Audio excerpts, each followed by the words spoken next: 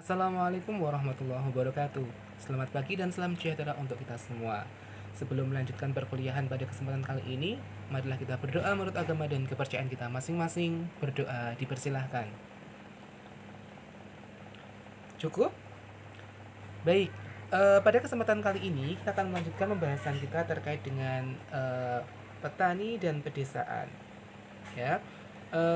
Dalam kesempatan kali ini, materi ini juga bisa didekati dengan istilah desa dan pertanian, maupun dengan aktivitas pertanian di pedesaan, karena kita mengetahui bahwa desa sangat identik sekali dengan aktivitas, khususnya berkaitan dengan aktivitas bercocok tanam, kemudian mengusahakan pertanian di sawah dan sejenis aktivitas lainnya. Nah, sehingga ketika kita mendengar kata pedesaan itu mungkin akan tergambar sawah, kemudian petani, udara yang sejuk, eh, pemandangan yang hijau, gotong royong, panen dan sebagainya. Ya, aktivitas-aktivitas yang memang sangat lekat dan dekat dengan aktivitas pertanian. Nah, desa itu merupakan tempat untuk menetap dan bermukim, memang sangat erat sekali hubungannya dengan dunia pertanian. Karena dalam pertanian atau dalam aktivitas pertanian itu bercocok tanam berbeda dengan perburuan yang memaksa orang tinggal di suatu tempat untuk memelihara tanaman dan menunggui hasil panennya. Eratnya keterkaitan antara eksistensi desa dengan pertanian yang menyebabkan orang cenderung mengidentifikasi desa dengan pertanian dengan pendapat umum yang cenderung menyatakan bahwa masyarakat desa adalah petani dan petani adalah masyarakat desa itu sendiri. Ya, kalau berbicara tentang desa, mesti langsung nyambungnya ke petani, dan ketika menyambung petani itu seringkali dihubungkan dengan sektor pertanian.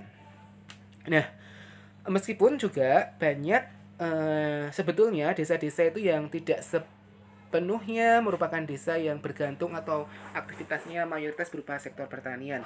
Ada juga sekarang kita temui ada desa wisata, kemudian desa adat, eh, yang seringkali itu sangat selama ini juga agak diabaikan, ya. Nah, sedangkan petani sendiri itu ada dalam versi bahasa Inggris ada dua istilah. Yang pertama disampaikan oleh Moser bahwa petani ya adalah farmer. Kalau menurut James Scott, petani adalah peasant. Ya. Kemudian menurut Rogers ada dua dibedakan, yaitu farmer sendiri, peasant sendiri. Kalau peasant diartikan sebagai petani yang subsisten. Nah, petani kecil atau peasant itu apa? Merupakan petani dengan karakter mereka biasanya masih miskin, kemudian dekat dengan garis kemiskinan, ya. Kalaupun tidak di bawah garis kemiskinan, biasanya tepat atau hampir berada sedikit di atas garis kemiskinan atau mendekati garis kemiskinan. Nah, jika dihitung dari produksi pertaniannya, dikhawatirkan penurunan sedikit produksi saja itu bisa menimbulkan bencana bagi kelangsungan hidup rumah tangga petani tersebut, ya. Karena dengan standar hidup minimal mereka harus panen berapa, ketika jumlah panennya atau produksinya lebih sedikit dari itu, maka agak sedikit terancam. Kemudian mereka memiliki suatu prinsip, yaitu keamanan atau safety first, yaitu mendahulukan keselamatan. Ya, amannya seperti apa? Misalkan ketika sedang misalkan harga komoditas tertentu sedang naik atau diprediksi akan naik, mereka tetap akan bersikukuh untuk mengusahakan atau menanam tanaman yang memang sudah menjadi kebiasaan mereka. Mereka lebih senang main aman di situ daripada nanti menanam komoditas lain tapi sangat takut ketika nanti gagal panen, nggak ada pemasarannya, susah pemasarannya, nggak ada yang beli dan sebagainya. Mereka tidak berorientasi pada pasar ataupun pasar masa depan. Termasuk juga menghindari jatuhnya produksi. Jadi mereka sangat taat betul terhadap aktivitas usaha tani yang memang sudah diwariskan dari nenek moyang mereka. Orang tuanya mengajarkan apa, masyarakat sekelilingnya seperti apa usaha taninya, maka mereka juga mengikuti proses produksi seperti itu. Ya, sehingga memang tujuannya bukan untuk memaksimalkan keuntungan, minimal bagi petani pisang itu adalah untuk mencukupi kebutuhan hidup mereka sendiri dalam satu keluarga. Kemudian bisa juga petani kecil atau peasant ini berusaha tani dalam tekanan penduduk lokal yang semakin meningkat. Ya, eh, lahannya tetap, tapi dikerjakan oleh tenaga kerja atau oleh jumlah tenaga kerja yang dari keluarganya itu semakin hari semakin banyak. Eh, Mungkin efektifnya sebetulnya satu lahan misalkan sekian hektar itu cukup untuk di dikerjakan satu dua orang petani. Namun karena anaknya tinggal satu rumah atau dalam satu kampung dikerjakan bareng-bareng dengan anaknya, sehingga ada pengangguran terselubung yang bekerja di situ. Kemudian, Piston juga mempunyai sumber daya terbatas sehingga menciptakan tingkat hidup yang rendah, misalkan penggunaan input teknologinya tidak banyak, kemudian modalnya terbatas, bergantung seluruhnya atau sebagian pada produksi yang subsisten, ditanam lagi, kemudian disimpan, sebagian dikonsumsi, sebagian untuk ditanam lagi. Termasuk kelompok Piston ini karena akses ekonominya terbatas, mereka juga akses untuk program non pertanian juga agak terbatas, baik di bidang akses kesehatan, pendidikan. Karena ekonominya terbatas, mereka tidak tidak agak kesusahan untuk menyekolahkan anak-anaknya di jenjang yang lebih tinggi, maka mereka lebih prefer daripada sekolah tinggi-tinggi, toh ujung-ujungnya jadi petani, ya udah nggak usah sekolah lanjut aja, jadi petani aja. Nah, petani di Indonesia itu diartikan, Piston ini diartikan sebagai petani yang pendapatannya rendah, bahkan kurang setara dari 240 kg beras per kapita per tahunnya. Dan petani yang memiliki lahan sempit biasanya di sawah, kemudian dengan lahan kepemilikan sekitar lebih kecil dari 0,25 hektar di Jawa, kemudian 0,5 hektar di luar Jawa, dan untuk kepemilikan tegalan itu di Jawa 0,5 hektar, dan kalau di luar Jawa lebih kecil dari 1 hektar. Kemudian petani ini memiliki karakteristik dengan modal dan tabungan terbatas serta pengetahuan terbatas karena pergaulannya juga hanya di sekitar lingkungan desanya saja, kiri kanan tetangganya bersama petani juga, dan biasanya juga kurang dinamis, kurang ada tantangan, tidak mengikuti perkembangan zaman, akses informasi dan sebagainya. Nah, beberapa fenomena konsekuensi dari petani kecil ini dengan karakteristik tadi, ada beberapa konsekuensi yang harus diterima oleh petani. Misalkan karena lahannya sempit, maka pendapatannya juga rendah. Akses kebutuhan yang lain yang mereka cari, mereka harapkan dapat seperti kesehatan dan pendidikan tadi, itu juga kurang bisa diperoleh dengan maksimal. Kemudian muncul kemiskinan struktural dan juga kultural, baik di tingkat masyarakat, bahkan kemiskinan ini juga seringkali diwariskan kepada anak cucu mereka.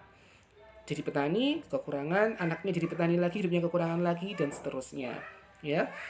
Kemudian petani juga mencoba mencari pekerjaan tambahan, biasanya baik yang berupa pekerjaan off farm maupun out farm. Pekerjaan off farm bisa berkaitan dengan selain aktivitas di dalam di aktivitas non lahan, tapi masih berkaitan dengan pertanian, misalkan mengolah hasil panen menjadi produk pangan tertentu, atau memanfaatkan hasil panen untuk dijual, ya, jadi tengkulak atau jadi buruh angkut gabah dan sebagainya. Atau juga bisa juga yang bersifat out farm atau di luar sektor pertanian, baik mereka bekerja sebagai tukang, buruh bangunan, ataupun pergi ke kota merantau dalam periode tertentu. Ya, ketika lagi tidak tanahnya, lahannya, sawahnya bisa ditinggal, mereka merantau ke kota jadi buruh macam-macam atau cari pekerjaan yang lain. Kemudian saatnya panen itu mereka akan balik lagi ke kampung. Nah, ini ya yang kemudian disebut sebagai apa yang barusan saya jelaskan sebagai fenomena migrasi atau urbanisasi dan juga termasuk transmigrasi.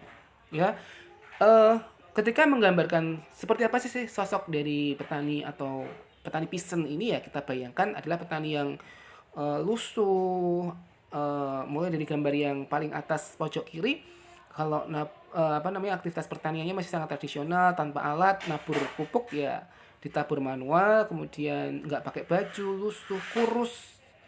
Eh, Kemudian kalau ngangkut panen ya masih dengan sepeda, masih sangat sederhana. Kemudian ya kadang petani-petani kecil seperti ini justru kebahagiaannya itu juga sederhana. Mereka bertemu dengan berinteraksi dengan tetangga sama petani saja sudah merupakan satu hal yang menyenangkan. Mereka punya konsep nerimo ing pandum. Apa yang mereka terima yaitu yang harus disyukuri dan dianggap sebagai rezeki yang sudah dipastikan kepada mereka. Ya. Nah, inilah beberapa gambaran dari peasant atau petani kecil. Nah, kenapa petani di Indonesia itu miskin? Ini satu pertanyaan besar dengan image seperti tadi itu, gambar beberapa ini. Nah, karena bisa saja lahan yang sempit ini tadi kemudian dibagi lagi kepada anak-anaknya sehingga lahannya semakin sempit, pengusahaan tenaga kerjanya semakin banyak sehingga pendapatannya justru semakin mengecil juga. Inilah yang kemudian menyebabkan pewarisan dari kemiskinan tadi itu. Nah, eh, cara lainnya adalah selain mereka karena lahannya sudah semakin sempit, mereka mencari jenis pekerjaan yang lain dengan cara bermigrasi atau berpindah. Ya, maka muncul istilah migrasi ulang-alik. Mereka bekerja di sektor mungkin saja non pertanian, yaitu menjadi buruh misalkan, sehingga muncul migrasi ulang-alik, pergi ke daerah lain, ke kota, tetapi tidak menginap. Pergi pagi, pulang sore ataupun pulang malam. Nanti pagi berangkat lagi dan seterusnya. Kemudian juga bisa berkaitan dengan urbanisasi, yaitu migrasi ke kota dan bersifat menetap sementara atau seterusnya. Kalau kita tahu, kita lihat biasanya kalau dari buruh tukang ataupun pedagang, biasanya mereka akan pergi di hari Senin atau hari Minggu sore, nanti mereka akan pulang lagi sepekan kemudian, misalkan hari Jumat sore atau hari Sabtunya, ya. Kemudian transmigrasi, kalau ini terjadi sudah sangat pertanian sudah nggak, apalagi petani sudah nggak punya lahan lagi, mereka sudah mentok cari pekerjaan di sekitar desa, di perkotaan, akhirnya mereka fix tertarik untuk berpindah tempat tinggal dengan jaminan adanya lahan yang bisa mereka kelola, adanya lahan yang bisa mereka peroleh, lebih menjamin kehidupannya. Akhirnya mereka lebih prefer, lebih tertarik untuk melakukan transmigrasi, yaitu berupa relokasi penduduk mukim antar pulau. Dengan sistem transmigrasi seperti ini sangat memungkinkan petani tidak mungkin untuk pulang pergi dari kampung ke dari tempat mereka saat ini ke pulang kampung lagi. Itu kalau kita ketahui karena jauh jaraknya, kemudian mahal biaya transportasinya, seringkali mereka baru paling cepat misalkan mudiknya setahun sekali atau bahkan 5 tahun sekali baru bisa kemudian mudik. Termasuk transmigrasi lokal bisa saja dalam satu provinsi, tetapi dari satu pulau kecil ke pulau kecil yang lainnya juga. Nah, selain urbanisasi, petani juga punya alternatif mencari pekerjaan yang lain, yaitu pekerjaan off farm dan juga out farm. Off farm bekerja lain tetapi tidak meninggalkan sektor pertanian. Tadi saya contohkan misalnya masih berkaitan dengan pertanian, ya mengolah hasil panen menjadi produk tertentu, misalkan terlibat sebagai UMKM pengolah hasil panen, hasil pangan di produk makanan tertentu, atau di bidang pemasaran, termasuk bekerja sebagai tenaga atau buruh dalam sektor UMKM. Nah, biasanya ketika pekerjaan di on farm sedang senggang, mereka mencari alternatif pekerjaan lain di bidang off farm ini. Ya, sedangkan yang out farm itu jelas mereka bekerja di sektor lain di luar bidang pertanian. Dan biasanya ketika sudah bekerja out farm, mereka akan meninggalkan pekerjaannya di bidang pertanian. Nah, ini contoh bagaimana pertumbuhan pekerjaan ataupun tenaga kerja non farm di luar sektor pertanian di negara Cina. Ya, kalau kita ketahui bahwa yang berwarna merah merupakan pekerjaan yang mereka pergi ke kota menjadi pekerja migran. Kemudian yang berwarna biru itu merupakan pekerjaan off farm yang berada di sekitar rumah mereka. Istilahnya bekerja di desa lain atau di kecamatan lainnya, tapi masih dalam satu kota atau kabupaten. Ya, ternyata kalau kita lihat grafiknya yang merah itu semakin lama semakin mengecil. Ya, nah nggak tahu nih apa karena pekerjaan di pertaniannya stagnan di situ saja, atau mereka memang sudah menemukan jenis pekerjaan lain menjadi migrant worker, atau memang sudah benar-benar transmigrasi atau tinggal dan menetap di kota lain dan menemukan jenis pekerjaan di luar sektor pertanian. Nah, itu tadi ulasan terkait dengan peasant atau petani kecil. Lalu, apa bedanya dengan farmer? Farmer merupakan petani yang berada jauh dari atas garis bahaya kemiskinan, ya. Mepet pun enggak, mereka jauh di atas garis kemiskinan. Kemudian penurunan sedikit produksi tidak mengancam kelangsungan hidup mereka karena skala usahanya yang memang mungkin luas. Kemudian mereka sudah input produksinya sudah banyak modal juga, dan memang mereka keuntungannya sangat besar karena mereka sudah berorientasi pada optimalisasi keuntungan dan juga harapan. Mereka termasuk petani dengan karakter berani mengambil resiko karena berorientasi pada pasar. Misal mereka menanam komunitas perdagangan dan industri karena orientasi pasar ini, ya. Sekarang misalkan lagi musim tanaman hias apa, mereka mengembangkan itu, dijual, ya. Termasuk mereka kulaan dan sebagainya, sudah berani untuk modal yang sangat besar. Nah, bagaimana keterkaitan antara pertanian dan pedesaan? Desa diartikan secara umum, kalau di sosiologi pedesaan yang praktikum teman-teman ketahui, bahwa dari Bergel mengatakan bahwa desa adalah setiap pemukiman para petani atau peasant. Ya, ini definisi yang cukup lama banget. Tahun 1955, desa itu ya tempat di mana petani tinggal. Itu kata Bergel, singkatnya seperti itu. Kemudian, sebenarnya pertanian bukan ciri utama, melainkan fungsi dia sebagai tempat tinggal menetap kelompok masyarakat atau komunitas yang relatif kecil. Kemudian menurut Konconyo-Ringrat tahun 1977, desa diartikan sebagai komunitas kecil yang menetap di suatu tempat, ya. Komunitas kecil yang tinggal di suatu tempat. Tidak ada penegasan bahwa desa hanya berkaitan dengan pertanian menurut Konconyo-Ringrat ini, ya. Yang jelas Konconyo-Ringrat lebih menitik beratkan pada komunitas kecilnya. Kemudian dari definisi Konconyo-Ringrat, definisi tersebut bisa mencakup desa nelayan, desa kerajinan, desa wisata, desa adat, dan sebagainya. Ya, sedangkan menurut Landis 1948 ada beberapa lingkup. Yang pertama adalah untuk tujuan analisis statistik, desa merupakan kelompok atau lingkungan yang penduduknya kurang dari 2.500 orang. Itu patokan dari Landis seperti itu untuk tujuan statistik. Untuk analisis sosial psikologi, itu desa diartikan sebagai lingkungan yang penduduknya memiliki hubungan yang sangat akrab dan serba informal sama warganya. Ngobrol, nggak ada stratifikasi sosial yang sangat memisahkan antara golongan teratas dengan golongan yang paling bawah. Semua menyatu atau guyup seperti itu, ya bahasanya. Sedangkan menurut analisis ekonomi, desa diartikan sebagai lingkungan yang penduduknya tergantung kepada bidang pertanian. Nah, dari definisi menurut Landis tersebut, definisi yang pertama kurang luas karena hanya melihat desa dan keberadaan desa dari volumenya saja, terutama volume penduduk yang kurang dari 2.500 tadi. Kemudian definisi yang kedua juga lemah karena dilihat di negara yang sudah maju, itu terdapat perbedaan tingkat keakraban penduduk di kota dan di desa yang tidak jelas lagi. Di desa sekarang sudah ada medsos, ada media sosial, semua sudah masuk ke situ. Interaksinya juga sudah tidak seluas dulu lagi. Ada orang kaya, orang ini lebih berilmu, ada orang yang lebih kaya, lebih dihormati. Kemudian ada orang yang lebih berpendidikan, juga diposisikan di strata yang lebih tinggi, dan sebagainya.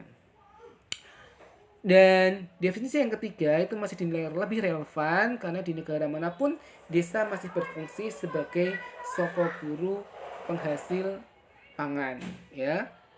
Kemudian desa-desa di Indonesia, ada yang berpendapat bahwa desa-desa itu khususnya di Jawa adalah buatan India, ya. Kenapa bisa seperti itu?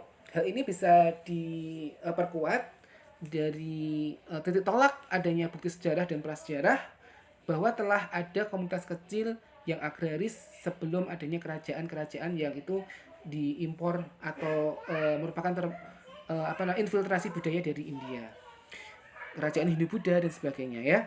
Dan desa tersebut merupakan desa asli penduduk dari proses yang panjang dan biasanya memiliki keunikan yang berbeda-beda karena berbagai faktor penyebab dan memiliki akar sejarah yang tersendiri. Nah, makanya kenapa di praktikum sosiologi pedesaan kita itu termasuk ada salah satu analisis mencari informasi sejarah desa itu seperti apa. Ya, meskipun memang saat ini ada beberapa tantangan ya bagi teman-teman yang memang nanti pada saat mencari informasi sejarah desa itu beberapa tokoh desa ada yang nggak tahu, terus mungkin yang tahu ya sesepuh-sesepuh desa yang mungkin barangkali saat ini sudah meninggal atau sudah tidak ada. Ya minimal terwariskan lah informasi sejarah desa itu kepada minimal kepala desanya. Sedangkan desa sebagai kesatuan adat dan juga kesatuan administrasi merupakan desa asli bersifat mandiri secara ekonomi maupun sosial budaya. Hal ini menurut Sutarjo Kunto Karto Hadikusumo diartikan bahwa desa adalah kesatuan hukum di mana bertempat tinggal suatu masyarakat yang berkuasa dan mengadakan pemerintahan secara mandiri. Ya, tekannya adalah pemerintahan secara mandiri dan terkecil. Nah, desa-desa ini sudah ada sebelum negara Republik Indonesia terbentuk, baik misalkan yang berbentuk nagari maupun istilah-istilah lokal yang lain.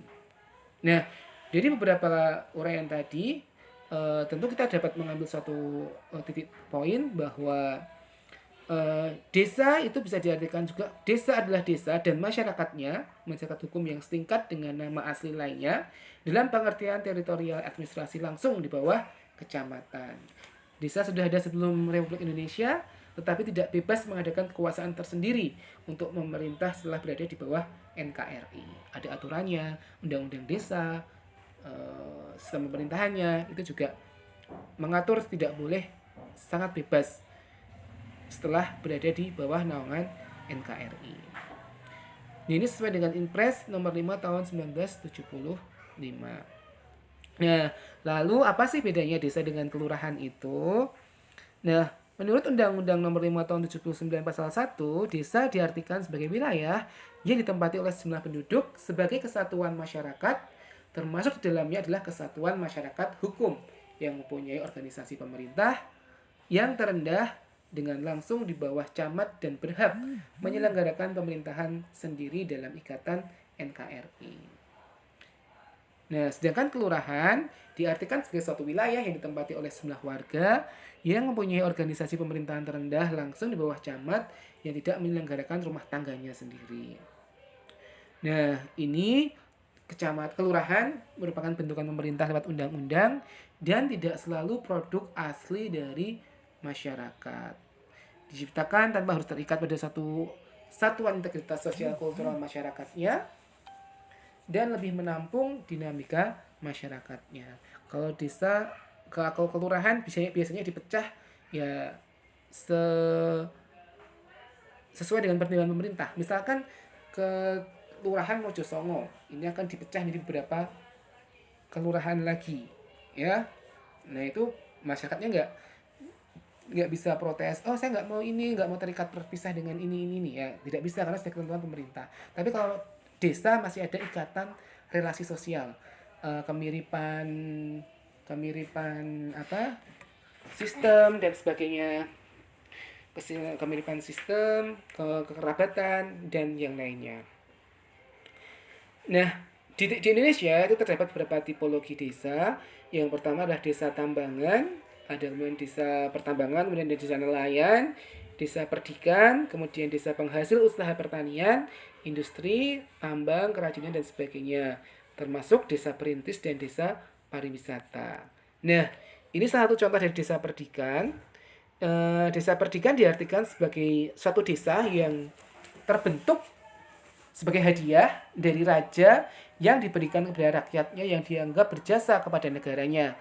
Dan terjadinya desa perdikan di suatu wilayah dengan wilayah yang lain itu bisa saja tidak sama dan mempunyai sejarah dan cerita unik yang tersendiri.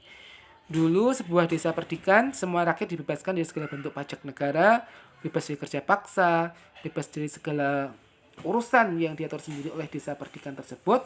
Namun demikian tidak boleh bertentangan dengan aturan yang telah ditetapkan oleh negara. Ya.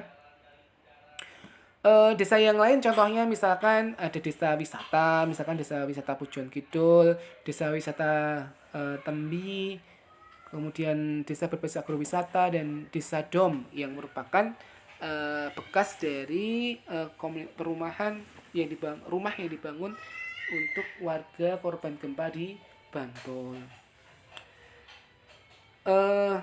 Karakteristik masyarakat desa menurut Rocek dan Warren 1962, yang pertama, masyarakat desa cenderung homogen dalam hal mata pencaharian, kebudayaan, dan juga sikap perilaku. Misalkan dalam aspek mata pencaharian mereka hampir mayoritas sama, petani semua.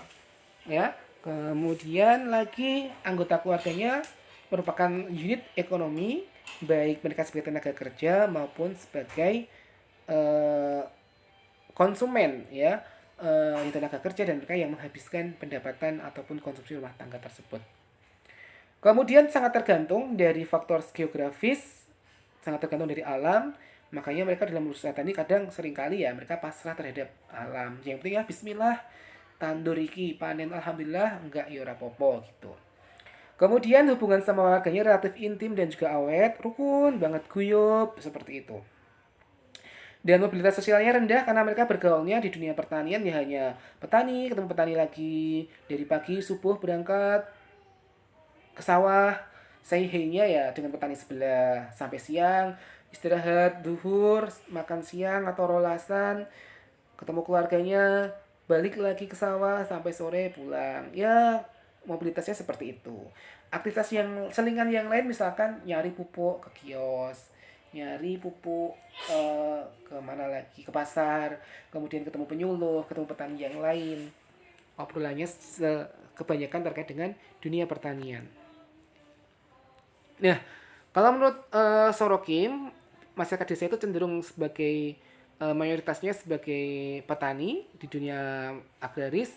Kemudian komunitasnya relatif kecil karena satu wilayah tadi ya.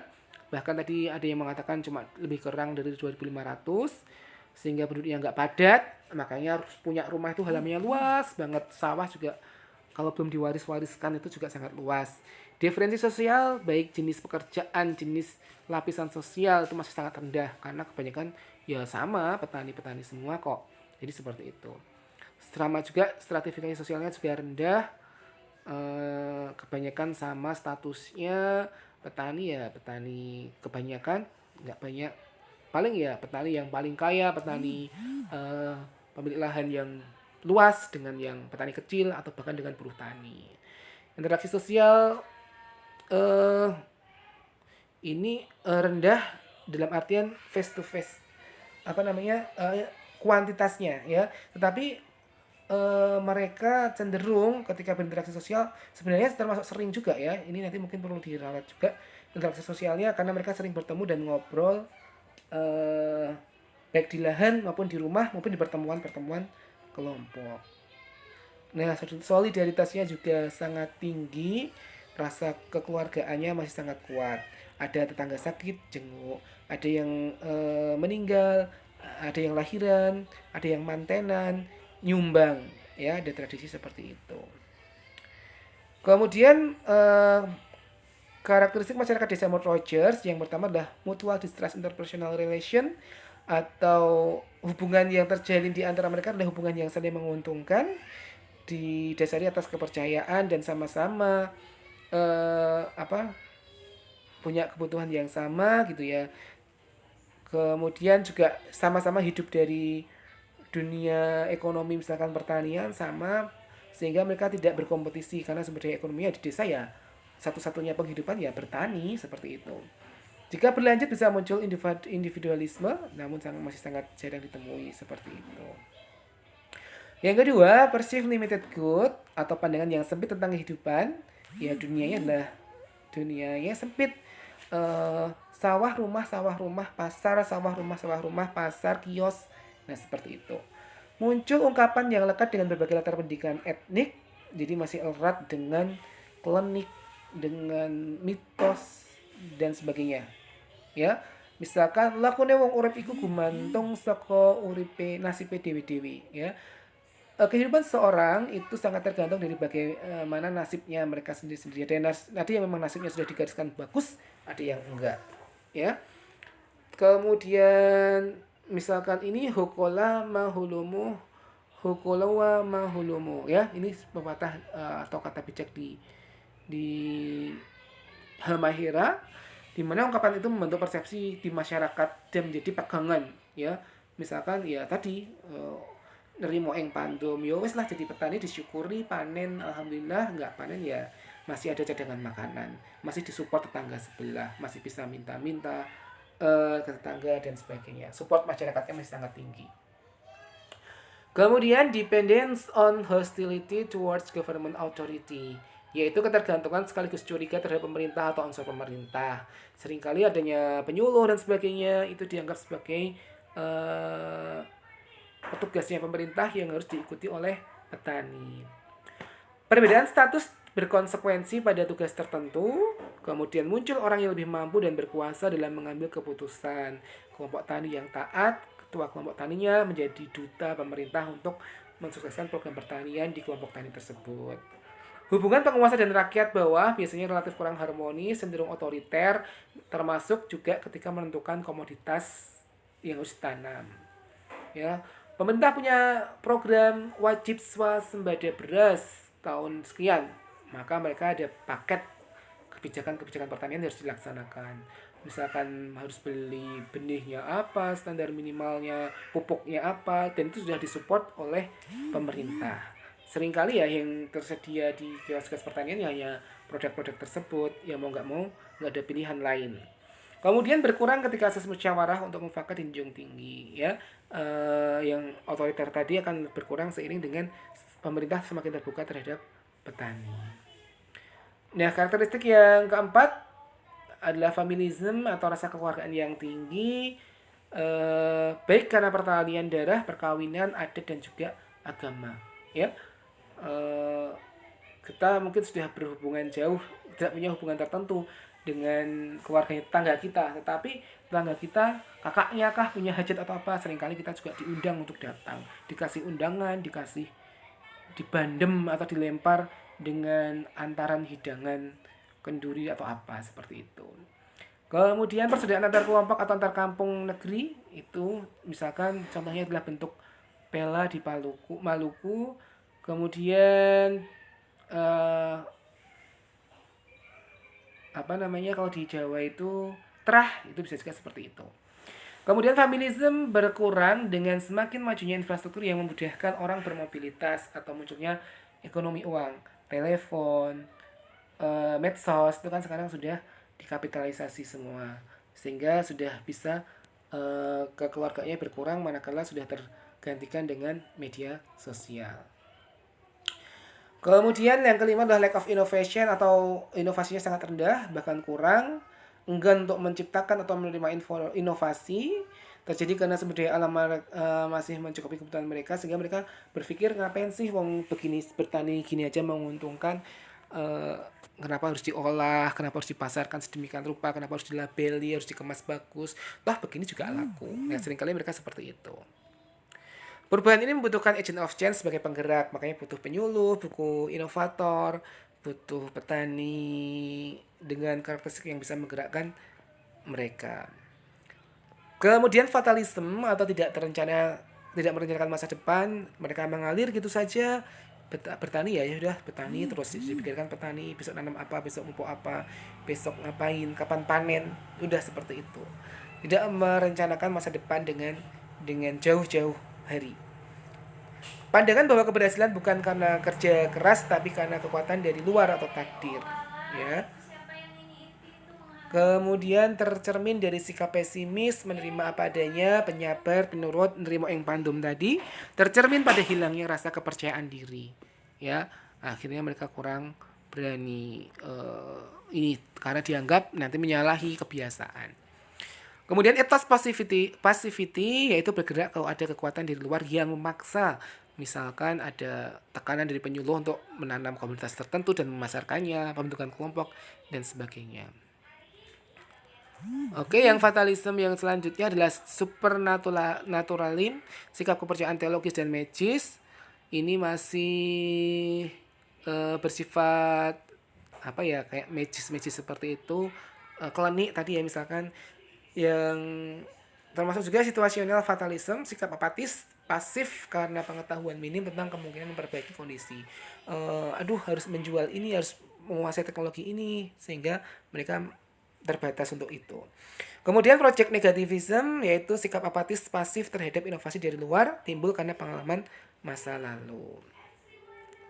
Termasuk juga limited aspiration, yaitu mereka aspirasinya terbatas hanya seputar dunia pertanian saja, nggak punya keinginan yang lain. Meskipun mereka punya misalkan kebutuhan akses pendidikan anak, tapi karena akses mereka terbatas ya mereka seringkali pasrah. Kemudian orang tua tidak menyekolahkan anaknya lebih tinggi, terutama untuk anak wanita, dan tidak ada upaya untuk diferensiasi pekerjaan. Apalagi sampai anak ya udah nanti bapaknya petani yo habis lulus jadi petani juga. Ngapain cari kerja yang lain yang serabutan dan belum tentu dapat pasti penghasilannya. Termasuk juga lack of different gratification, tidak bisa mengekang sendiri diri untuk mengorbankan kenikmatan sekarang demi keuntungan yang lebih besar di masa mendatang. Ya mereka sesuai dengan apa butuhnya saiki ya dicake, dipenuhi seperti itu. Enggak berniat untuk investasi, suatu saat pengen beli traktor atau apa. Pada saat panen berhasil tidak saving atau investasi tapi justru konsumtif membeli barang-barang atau justru hasil panennya sebagian untuk membayar modal bibit, modal pupuk dan sebagainya. Ya sudah, keuntungannya akhirnya habis atau masih tersisa tapi nggak maksimal. Kemudian barang-barang tersebut dijual lagi jika panen berikutnya tidak berhasil. Lanjut nomor 9, limited view of this world, pandangan yang sempit tentang dunia. Karena tadi sudah saya contohkan, ya dunianya pertanian, sawah rumah, ya. Terkait dengan daya serap informasi dari luar, itu akses informasinya juga sangat lemah karena bahkan mungkin beberapa media koran, TV, radio tidak sampai ke pedesaan, ya. Nah, sekarang kan medsos sudah semakin masif, ya harapannya sudah tidak membatasi pengetahuan petani. Atau kadang-kadang masih sih petani punya bisa mengakses itu, tapi mereka lebih prefer ngapain sih punya smartphone, lebih aman, lebih senang mereka ya punya handphone manual, handphone jadul yang bisanya untuk nelpon tok. Ya, nggak usah pakai WA-WA dan sebagainya.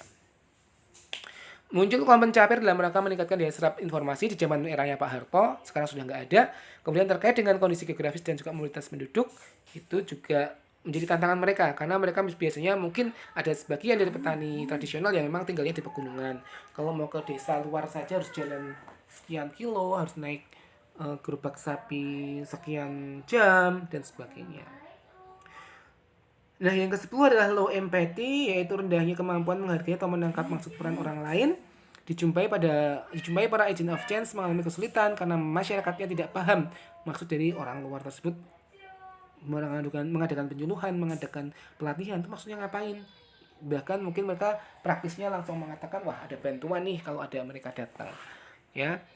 Sehingga terjadi jarak psikologis yang cukup jauh. Bahkan masyarakatnya kadangkala itu menjaga jarak dengan agent of change-nya itu. Agar berhasil, para agent of change harus mengurangi jarak dan bisa menyatu, ngeblend dengan mereka. Selanjutnya adalah ciri masyarakat modern menurut Incalus. Yang pertama adalah keterbukaan. Ini berbeda dengan masyarakat desa tadi. Terbuka dan siap terhadap pengalaman baru dan juga pembaharu. Percaya akan kemampuan manusia untuk menguasai dan mengatur lingkungannya. Lalu ada berorientasi pada masa depan, bersikap optimis sebagai lawan dari pesimistis dan nerimo yang pandem tadi, berani mengambil resiko dalam mengajar kemajuan dan percaya tanpa prasangka buruk kepada orang yang lain. Berbeda dengan petani tradisional atau petani kecil, peasant, petani modern memiliki ciri yang pertama akses teknologinya baik demi mencapai efisiensi teknologi, kemudian juga jumlah produksi sesuai dengan permintaan pasar, peningkatan kualitas lahan, termasuk investasi peningkatan kualitas SDM-nya, tenaga kerja mereka, dan mereka juga punya